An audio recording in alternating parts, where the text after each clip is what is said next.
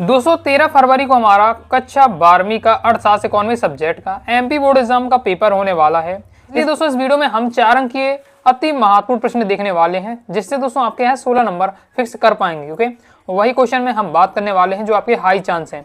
Okay, तो long time में आपको पहले ही बता दे रहा हूँ ताकि आप अभी से तैयारी करना स्टार्ट कर दीजिए। तो धीरे धीरे आप क्या है, अगर 4 क्वेश्चन पढ़ लेते हैं तो 4-5 दिन जो आपके पास समय रह गया है तो उसमें आप लॉन्ग टाइप कवर कर लीजिए। तो शॉर्ट टाइप जब आप तैयार करेंगे तो कम टाइम में भी आपका 1-2 दिन का गैप है, उसमें भी आप 2 नंबर वाले क्वेश्चन पढ़ लेंगे, 3 नंबर वाले भी ओके पढ़ पाएंगे। लेकिन लॉन्ग टाइम में थोड़ा आपको मुश्किल होगा, इसलिए मैं आपको पहले ही बता दे रहा हूँ। बाकी आगे मैं आपको 2 अंक की 3 अंक की बता दूंगा और सभी प्रकार के क्वेश्चन में बताऊंगा विद सॉल्यूशन के साथ, तो आपको चिंता नहीं लेनी है। लेकिन अपने स्तर पर आपको क्या तैयारी जारी रखना है। देख लेते हैं 4 अंक की वाले अति महत्वपूर्ण प्रश्न उत्तर। पहला है हमारा मांग वक्र एवं मांग का नियम क्या है, लिखिए। मांग का नियम तो मतलब आपको क्लियर होना चाहिए, शॉर्ट में आ जाता है मांग का नियम, तो 2-3 लाइन में आपको मांग का नियम बता देना है।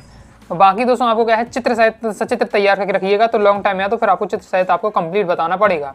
नेक्स्ट, अनधिमान बकरों की प्रमुख विशेषताएं लिखिए। प्रीवियस ईयर में कई बार क्वेश्चन आ चुका है। लागत फलन की संकल्पनाओं को संक्षिप्त में लिखिए। लागत वक्र यू आकार के क्यों होते हैं, इंपॉर्टेंट है ये। पहले सबसे पहले इस प्रकार से भी क्वेश्चन आ सकता है आपका कि लागत वक्र की आकृति किस प्रकार की होती है और यह आकृति क्यों होती है, तो आपको बताना पड़ेगा। लागत वक्र की आकृति यू आकार की होती है, क्यों होती है, फिर वो आपको यहाँ से समझाना पड़ेगा। फिर नेक्स्ट है राष्ट्रीय आय की गणना की प्रमुख विधियां लिखिए। राष्ट्रीय आय की हम गणना किस प्रकार से करते हैं, उसकी कौन कौन सी विधियां हैं, वो आपको यहाँ बताना है। नेक्स्ट क्वेश्चन है, यहाँ मैं आपको क्या है टॉप 20 क्वेश्चन बताने वाला हूँ। लॉन्ग टाइप वाले क्वेश्चन का टॉप 20 हम क्वेश्चन यहाँ देखने वाले हैं। तो नेक्स्ट है उत्पादन के प्रमुख कारक कौन कौन से हैं और इनमें से प्रत्येक के पारिश्रमिक को क्या कहते हैं। ठीक, उत्पादन के प्रमुख कारक जैसे हमारे 5 होते हैं, तो 2 नंबर में है तो केवल आपको नाम बता देना है। लेकिन अगर आपका लॉन्ग में आ रहा है तो फिर थोड़ा बहुत आपको समझानी पड़ेगा। ऐसे साथ ही आपको इसमें बताना है कि प्रत्येक के पारिश्रमिक को क्या कहते हैं इसके। नेक्स्ट है मुद्रा की पूर्ति और मुद्रा की मांग एवं पूर्ति में क्या तात्पर्य है, लिखिए। मतलब आपको मुद्रा की मांग और मुद्रा की पूर्ति से आशय बताना है। व्यापार संतुलन और भुगतान संतुलन में 4 अंतर लिखिए। स्थिर विनिमय दर के 2 गुण एवं 2 दोष संक्षिप्त में लिखिए। नेक्स्ट है एक वस्तु की मांग पर विचार करें। 5 रुपए की कीमत पर इस वस्तु की 15 इकाइयों की मांग है। मान लीजिए वस्तु की कीमत बढ़कर 7 रुपए हो जाती है, कीमत लोच की गणना कीजिए। अब ये क्वेश्चन है, ये 4 नंबर में क्वेश्चन है, बोर्ड में पूछा जा चुका है। ओके, प्रीवियस में आ चुका है, एक बार नहीं, इस टाइप का क्वेश्चन 2 बार प्रीवियस पेपर में आ चुका है। अब जब आप इसे सॉल्व करेंगे बिल्कुल ज़्यादा सिंपल रहने वाला है। ऐसा वैसे आपको कंप्लीट सॉल्व करेंगे तो आपको लगेगा कि ये 4 नंबर में आ ही नहीं सकता, ये तो 2 या 3 नंबर के लायक क्वेश्चन है, लेकिन ये 4 नंबर में पूछ लिया जाता है। ओके, तो आपको अच्छे से तैयार कर लेना है। नेक्स्ट बहुत ज़्यादा इंपॉर्टेंट है, मांग के नियम को सचित्र व्याख्या सहित समझाइए। मांग के नियम को आपको सचित्र तैयार करके रखिएगा।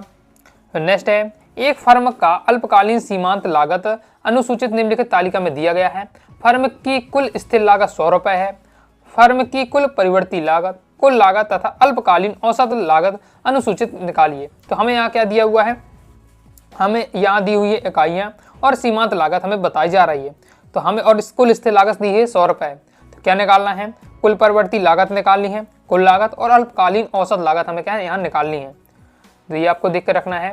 फिर नेक्स्ट है कुल परिवर्ती लागत और कुल स्थिर लागत में 4 अंतर लिखिए। राजस्व व्यय एवं पूंजीगत व्यय में भेद लिखिए, यानी राजस्व व्यय और पूंजीगत व्यय में आपको अंतर बताना है। फिर घाटे के बजट से क्या अभिप्राय है, इसके प्रकारों को संक्षिप्त व्याख्या कीजिए। आगे देख लेते हैं। आगे बढ़ने से पहले दोस्तों बता दूं, अगर आप प्रॉपर तैयारी करना चाहते हैं तो अगर आप आर्ट के स्टूडेंट हैं तो आर्ट ब्रह्मास्त्र बैच, कॉमर्स के स्टूडेंट हैं तो कॉमर्स ब्रह्मास्त्र बैच जरूर ज्वाइन कर लीजिएगा। बैच को ज्वाइन करने के लिए प्ले स्टोर पर जाइएगा, अनुराग आचार्य क्लासेस ऐप डाउनलोड कर लीजिएगा और वहाँ से दोस्तों ऐप से आपको क्या है बैच ज्वाइन कर लीजिएगा। ओके, बैच ज्वाइन करने से ये होगा कि अगर आप आर्ट के स्टूडेंट हैं तो आपके आर्ट के जो 5 सब्जेक्ट है उनका आपको बैच मिल जाएगा। कॉमर्स के स्टूडेंट है तो कॉमर्स के आपके जो 5 विषय हैं उनका आपको कोर्स वहाँ मिल जाएगा। ओके, जिससे आपको उसमें आपको दोस्तों क्या है इंपॉर्टेंट क्वेश्चन आंसर रहेगा, ऑल चैप्टर के important question answer, all chapter important objective question answer, previous year paper, model paper और अलग से आपके 2-3 अंकीय 2 नंबर 3 नंबर 4 नंबर वाले क्वेश्चन भी सॉल्यूशन के साथ रहेंगे। प्रीवियस ईयर पेपर के सॉल्यूशन रहेगा, तो आप आसानी से तैयारी कर पाएंगे और पूरा आपको एक साथ मटेरियल मिल जाएगा, तो अपने हिसाब से आप पढ़ पाएंगे। इसलिए आपको दोस्तों बैच ज्वाइन करके जरूर रखिएगा। जब बैच दोस्तों आप ज्वाइन करें तो आपको क्या है कूपन कोड में टारगेट 95 अप्लाई करिएगा कूपन कोड, तो सीधे आपको क्या है 200 रुपये का डिस्काउंट मिल जाएगा।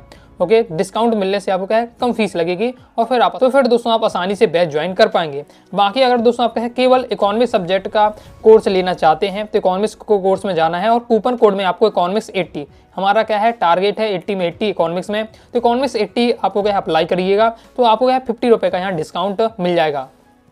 तो इकोनॉमिक्स सब्जेक्ट बस की तैयारी करना चाहते हैं तो इकोनॉमिक्स का भी कोर्स ले सकते हैं। बाकी मैं कहूँगा बैच ले लीजिएगा, कम फीस में दोस्तों आपके है 5 सब्जेक्ट की आपकी तैयारी हो जाएगी। नेक्स्ट दोस्तों आपको तैयार करके रखना है जो प्रीवियस में आ चुका है। मान लीजिए एक फर्म का उत्पादन फलन हमें दिया हुआ है, निकालिए अधिकतम संभावित निर्गत जिसका उत्पादन फर्म कर सकती है 100 इकाइयाँ L तथा 100 इकाइयाँ K द्वारा हैं। नेक्स्ट देख लेते हैं। नेक्स्ट है हमारा क्वेश्चन, इसी बात से हमारा क्वेश्चन लेने वाला है कि मान लीजिए एक फर्म का उत्पादन फलन हमें दिया हुआ है, अधिकतम संभावित निर्गत ज्ञात करना है जिसका फर्म उत्पादन कर सकती है 5 इकाइयाँ L तथा 2 इकाइयाँ K द्वारा। अधिकतम संभावित निर्गत क्या है जिसका फर्म उत्पादन कर सकती है 0 इकाई है हमारे पास L तथा 10 इकाई है K द्वारा।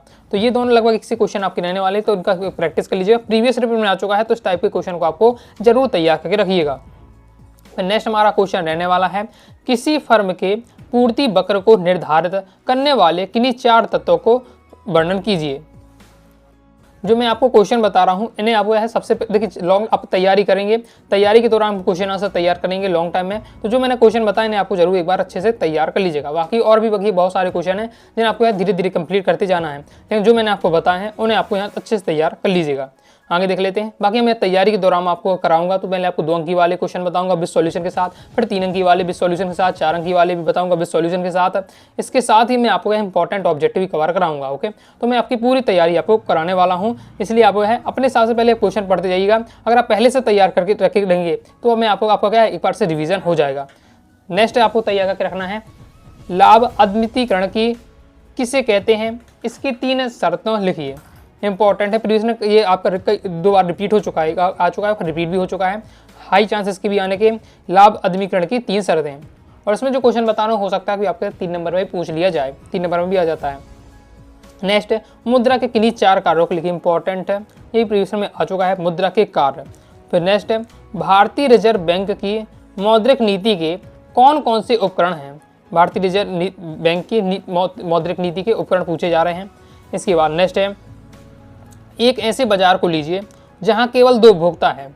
मान लीजिए कि वस्तु के लिए उसकी मांग हमें दी हुई है, मांग इस प्रकार से रहने वाली है, 2 उपभोक्ता हैं, उनकी वस्तुओं के लिए मांग हमें ये दी हुई है, तो हमें क्या निकालना है, हमें यहाँ गणना करनी है, वस्तु के लिए बाजार मांग की गणना करनी है। जिस पर आपको क्वेश्चन प्रीवियस में आ चुका है तो सीख कर आपको रखना है और ये हमारा क्या थोड़ा सिंपल रहने वाला है। आपको अगर एक बार आप देखेंगे तो आपको देखते ही मतलब इसका सॉल्यूशन तैयार हो जाएगा, इतना आपका सिंपल रहने वाला है।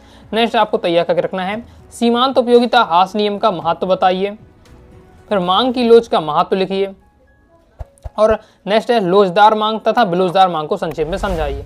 तो देखिए क्वेश्चन जैसे हमारा ये है, मांग की लोच का महत्व लिखिए, सीमांत उपयोगिता ह्रास नियम का महत्व लिखिए। तो जब इन्हें आप तैयार करेंगे इनका सॉल्यूशन आप देखेंगे तो आपको पॉइंट वाइज पॉइंट, जब मैं बताऊंगा तो पॉइंट वाइज पॉइंट दूंगा। तो मैं जब आप आंसर तैयार करें तो आपको फोकस करना है उसके पॉइंट पर, उसकी जो हेडिंग होती है पहले आपको पूरा क्वेश्चन को समझ लेना है अच्छे से, उसका सॉल्यूशन समझ लीजिएगा। फिर जब आप तैयार करने बैठे तो पहले आपको हेडिंग अच्छे से याद होनी चाहिए, हेडिंग बिल्कुल परफेक्ट आपको याद होनी चाहिए। फिर उसके अंदर का जो मटेरियल है उसमें थोड़ा आप अपने हिसाब से लिख सकते हैं, बिल्कुल एकदम रटा रटाए लिखने की आवश्यकता नहीं है, अपने हिसाब से आप मैनेज कर सकते हैं, लेकिन हेडिंग आपको परफेक्ट होना चाहिए। मांग की लोच का महत्व पूछे तो सीधे आपको क्या है जो 4-5 हेडिंग आपको बता देनी है, सीमांत उपयोगिता ह्रास नियम का महत्व उसकी हेडिंग आपको बता देनी। और एग्जाम में भी अगर आपको हेडिंग याद रहती है तो थ्योरी भी आपके आसानी से फिर लिख पाएंगे।